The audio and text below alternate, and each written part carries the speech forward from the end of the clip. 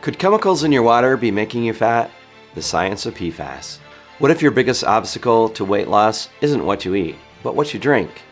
That glass of water you're drinking might be hiding something that's quietly working against you. Per and polyfluoroalkyl substances, also known as PFAS or forever chemicals, are turning out to be a hidden factor in stubborn weight gain. In this episode, we'll break down how they enter your body through everyday exposure, how they hijack your metabolism at the cellular level, and what science says you can do to protect yourself.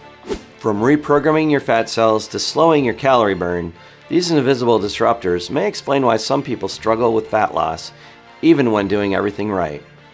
If you've hit a plateau or just want to know what's sabotaging your results, this is the episode for you.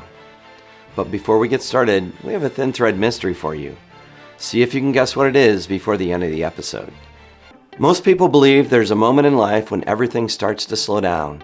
Your energy, your metabolism, and your ability to stay lean. But what if that tipping point isn't where you thought it was? Scientists recently uncovered something that challenges what we've all assumed for decades. See if you can guess what was found out before the end of the episode. The unseen threat in your water. Okay, let's get into today's topic. Most people think of pollution as something that affects the environment, not their waistline. But new science shows that invisible chemicals in your water supply could be interfering with how your body stores fat. And these aren't rare substances. They're practically everywhere, from your nonstick pans to food packaging, and even in that glass of water you had this morning. In this segment, we'll look at how a class of compounds called PFAS, often nicknamed forever chemicals, may be disrupting metabolism in ways that we're only beginning to understand. What we're about to share could permanently change the way you think about clean water. PFAS, or per and polyfluoroalkyl substances, are a group of synthetic chemicals found in everything from drinking water to stain-resistant fabrics. PFAS are linked to increased fat storage, even without dietary change. What makes them scary is how persistent they are. Once inside your body, they stick around for years. One study followed people after weight loss and found that those with the highest PFAS blood levels regained the most weight. The researchers concluded that PFAS may slow metabolism and increase fat storage, even when people were eating less and exercising more. That means your weight loss efforts could be silently sabotaged by something you didn't even know was there. Have you figured out the thin thread yet? Here's another clue. What if your metabolism didn't follow your birthday candles? A global study measured energy burned from childhood to old age and found this shift doesn't happen at 30 or 40. Any guesses as to when? How PFAS hijacks your metabolism.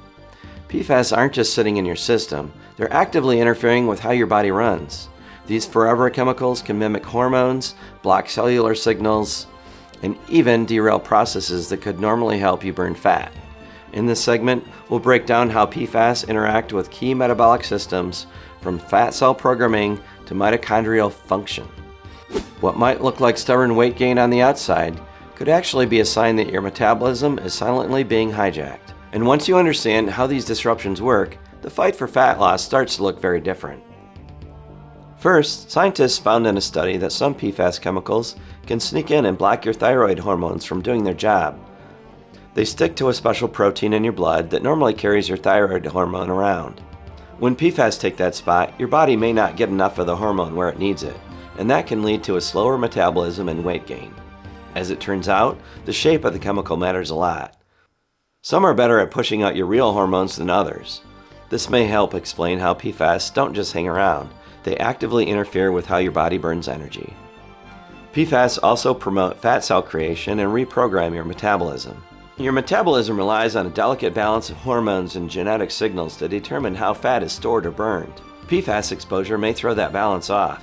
One study showed that PFAS can activate a group of receptors that help regulate fat metabolism, and when overactivated, they can actually cause your body to create new fat cells and slow fat burning. This means you're not just storing more fat, you're building the machinery to store it faster. And finally, a compound called PFAS, in the same family of chemicals, interferes with your mitochondria, the engines of calorie burn. New research shows that PFAS can directly damage the powerhouses inside your cells. The study found that PFAS exposure reduced oxygen use and ATP production in human cells by disrupting how mitochondria grow, divide, and function. It even lowered the number of mitochondria, meaning fewer engines to burn calories. The research also found changes in key genes that control how your cells make and manage energy. All this points to a clear takeaway. PFAS doesn't just sit in your system. It can slow your metabolism from the inside out, making weight loss harder even when you're doing everything right. Apparently, some of us have been hydrating with fat storage activators. Wonderful. Still guessing on the thin thread? Here's another clue. The real change sneaks up gradually, not just because of your age, but because of what changes with it. And the biggest shift might not be what you're eating, but when and how your body is using it. What do you think is going on? Filter, fight, and detox. You can't control everything in your environment, but when it comes to PFAS, there are some real steps you can take to reduce your exposure and protect your metabolism. This isn't about fear, it's about action. In this segment, we'll break down what the science says about filtering your water, choosing the right foods, and supporting your body's detox pathways. While PFAS may be everywhere, they don't have to control your biology. Let's talk about how to push back and give your metabolism the best chance to thrive, even in a toxic world. First, understand that not all water filters protect you from PFAS. This study tested real-world household filters and found that reverse osmosis and dual-stage under-sink systems removed over 90% of tested PFAS, including both long and short-chain types. But many common filters, like pitchers and fridge units, were much less reliable, especially against short-chain versions of these chemicals. Some even increased PFAS levels when the filters were old or saturated. The takeaway? If you want to reduce your PFAS exposure at home, reverse osmosis is your best bet. Not all filters are created equal, and some may be giving you a false sense of safety. It's comforting to know that our fridge filters are mostly decorative. Next, support your gut, part of your body's detox engine. Your body can clear PFAS, but it's a slow process. A new study tested a fiber supplement made from oats and found it helped people lower their PFAS levels in just 4 weeks. How? The fiber traps PFAS in the gut, so they can't be reabsorbed, which forces the body to pull more PFAS out of the blood. Over time, this helps to lower the total amount in your system. It's not a detox miracle, but it shows that the right kind of fiber, like the kind that forms a gel in your gut, can help your digestion remove forever chemicals from your body. Now it's time for the Thinking Thin Spotlight Article of the Week. Let's dive in. A team of researchers at the University of California, San Francisco have identified a group of brain cells in the brainstem that may act as a natural stop-eating switch.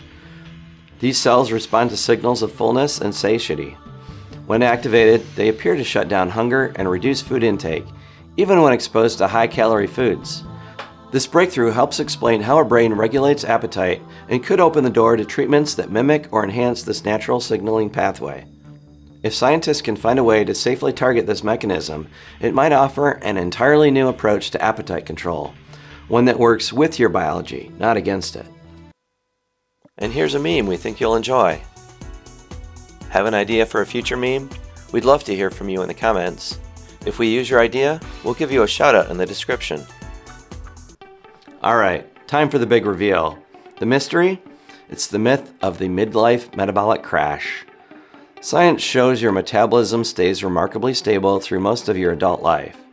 The real issues, like weight gain and energy dips, aren't caused by aging alone, but by quiet shifts in muscle, hormones, and daily habits. We're going to unpack this misunderstood truth and show you how to keep your metabolic engine running strong, no matter what the calendar says. Want to know more? We'll cover that in the next episode, so stay tuned. PFAS aren't just an environmental issue, they're a weight loss issue. Today we looked at how these invisible chemicals sneak into your system, hijack your hormones, and slow your metabolism, even if you're doing everything right. We explored how they increase fat storage, reduce mitochondrial function, and disrupt your body's natural detox systems. But we also talked about solutions, like filtering your water, avoiding certain food packaging, and using nutrition to support your detox pathways. Well, that's the show for today. If this kind of content interests you, hit that subscribe button, because I'll be diving into the latest trends, drug updates, and expert insights every week. Click that bell icon too to be notified when we release a new video. Have a topic you'd like covered? Let us know in the comments. And a quick reminder, I'm not a doctor. This is for information only. So always talk to your own doctor before making changes to your diet or medications. Thanks, and we'll see you next time.